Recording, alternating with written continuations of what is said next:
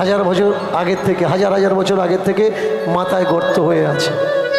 কারোর ভাবাবেগে আঘাত দেওয়ার জন্য কথাটা আমি বলছি না, বা কোনো কমিউনিটি, কোনো জাতকে, কোনো বর্ণকে নিচু করার জন্য আমি কথাগুলো আমি বলছি না। আমার সমাজে চেতনা দেওয়ার জন্য, রাস্তা দেখানোর জন্য আমি কথাগুলো বলছি। যার মাথায় জল ঢালছেন সে নিজের মাথার গর্ত এখনো পর্যন্ত ঠিক করতে পারেনি, সে আপনার বিপদ ঠিক করতে পারে কি করে?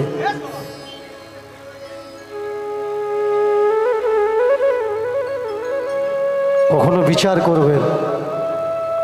ঠাকুরকে ডাকলে ঠাকুর যদি আপনার অভাব দূর করে, ঠাকুর মন্দিরের সামনে হাজার হাজার বছর ধরে যে ভিখারিগুলো থালা বাজাচ্ছে, এদের অভাব দূর হয়নি কেন? আগে বুঝতে হবে। আপনি একদিন মন্দিরে যাচ্ছেন আর ওরা বছর বছর ধরে মন্দিরের সামনে পড়ে আছে, তাহলে ওদের কপাল থেকে অভাব দূর হয়নি কেন? সারা বিশ্বের ভিতরে লক্ষ্মী পূজা কোন জায়গায় হয় বলুন তো মায়েরা? চীনে লক্ষ্মী পূজা হয়, আমেরিকায় হয়, জাপানে হয়। মা লক্ষ্মী কিসের দেবী? টাকা পয়সার দেবী। মা লক্ষ্মী পূজা হয় কোথায়? ভারতবর্ষে।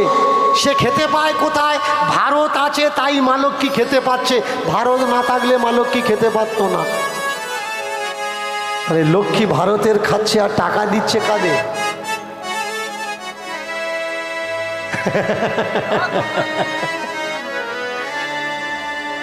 যার লোহার দোকান, পাল্লা নিয়ে জিনিস বিক্রি করছে, দেখবেন বিশ্বকর্মা পূজা করে, এমন কোনো দোকান দেখাতে পারবেন না যে দোকানে বিশ্বকর্মা পূজা হয় না।